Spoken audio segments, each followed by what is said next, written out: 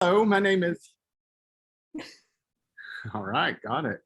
Hello, my name is Ben Edwards. Thrilled to be here with director Allison Otto of the film The Thief Collector. Hey, Allison.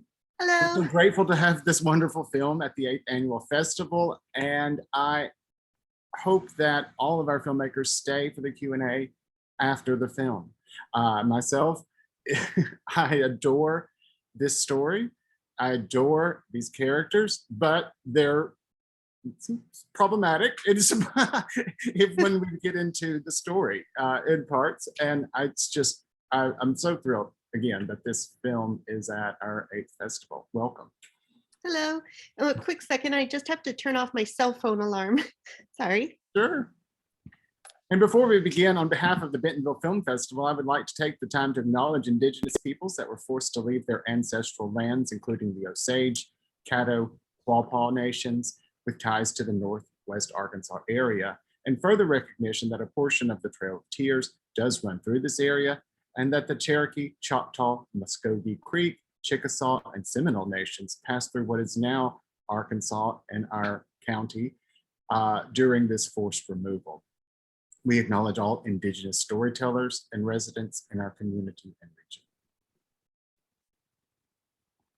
Now, it is my honor to welcome Allison Otto, the director of the film, The Thief Collector. Hello. Welcome. Thank you. Thank you for choosing the film for Bentonville and for sharing it there. Again, it's a personal favorite. It's a story that I actually knew about and had followed some press about the film, and then became very excited when I learned that someone, you, were digging in and going to put this story on screens, because it's that kind of story, especially true crime documentary, is very, very popular right now. So what led you, though, to jump on this project from the first moment? Well, I read about the story on the Smithsonian website, and I was just fascinated by it, and it haunted me for several months. And then I was doing freelance work for the BBC, digital content work, and they put out a call for true crime stories. And so I thought I'd dig into it a little bit more, revisit that story. And once I did, I realized it was much more than a short digital content story. It's the theft itself is really the tip of the iceberg for this really psychological deep dive into this couple. I'm going to jump way far ahead and try not to give a spoiler here, but how challenging was it getting the interviews with the septic tank company and that research, that little bit of research? that little detail. So it's funny, I was reading, there was a review and it said something about how the story, it all comes down to the septic tank. But yes, that was something that we didn't know about until about 3/4 of the way through filming. When he started to, I don't want to give away too many spoilers, but yeah, we didn't realize what was going on with the septic tank until about 3/4 of the way through filming. And that really kind of impacted the trajectory of the film. And oh my gosh, yeah. I mean, that's when you know you're making a film, or like and you're into it. It's when something like that emerges, and you realize the story is really not in the past. It is, we're now a part of this story too.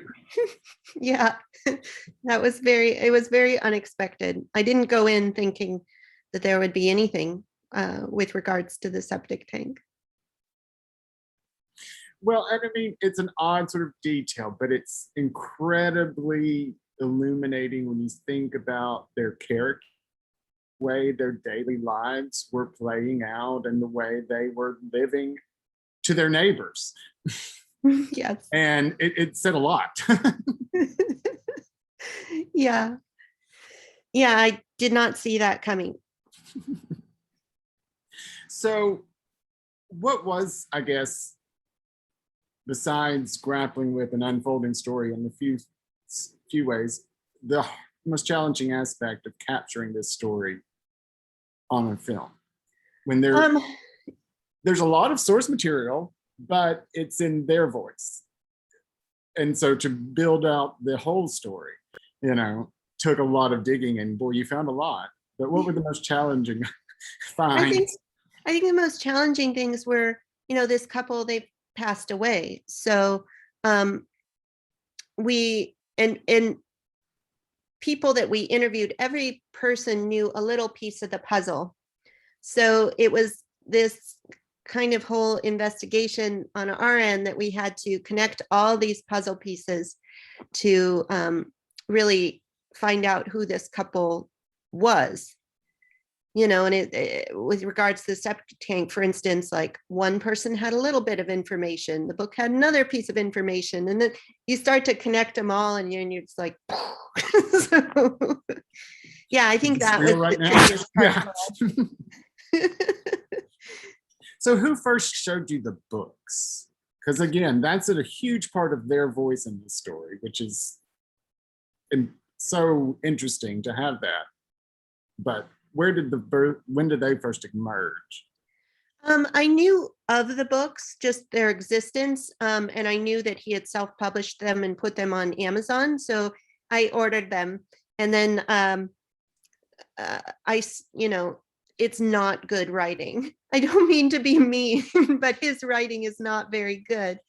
But I slogged through those stories, and there were a lot of them. It's a style. It's a yeah. And genre. Yes, like a drugstore novel kind of a genre, but even like a couple steps below that. And so we wanted to kind of lean into those stories, and that's why the adaptations of them that appear in the film are a little bit Wes Anderson-ish, and they provide this like insight into his psyche, and how in these stories he's the hero and he's the he's the protagonist. He and his wife in one form or another are the characters in these stories. Oh, they're very actively crafting their own life narrative. Yes. In one way or another, It could be as harmless as their own fantasies, or it could be a thinly veiled, telling of some pretty problematic instances. And yeah, and that's the thing. In his introduction to his book, he said all of these stories are based on real life experiences, and he also told his nephew that. So each of these stories, to one degree or another, is based on truth or experiences that he had. Well, and I think, anytime someone looks at those books and you start, bad writing oftentimes has certain truths in it, if you know how to hear what's really being said. And I think that comes across any of those books. It's like, oh, okay. That's very much the case with his book. So in regards to your filmmaking crew, the producers, the staff you worked with, was this sort of a new team for you? Is this a team that you've worked with in the past? I know you stated how you picked up the project at first as just sort of a small feature, but then it expanded into a film. So how did you crew up as this project got larger and larger, and whom did you want to include, and who did you include as a part of that process? Well, so one of the producers, once I realized this story was more than just a short digital content piece, I had been introduced to a lawyer who was also a producer, and I was just getting some legal advice from him on another project, a different one. And he said, I kind of told him I was working on this story and was trying to flesh it out. And he was like, oh my God, that's the story I was interested in doing several months ago, my producing partner and I, and we had to put it on the back burner. And And so it was like, it was circling back to him, this same story. And he and his producing partner came on board. And then the other producer, because I had three, the other one was someone I had worked with before, Karen Capitosto, on my last film, The Love Bugs. And then they brought on Mark Monroe, who's, you know, a fantastic screenwriter. He's been a screenwriter on some Oscar-winning documentaries. And then we just kind of slowly built it out from there with people that they knew, and created this whole giant crew. It was quite a large team by the end.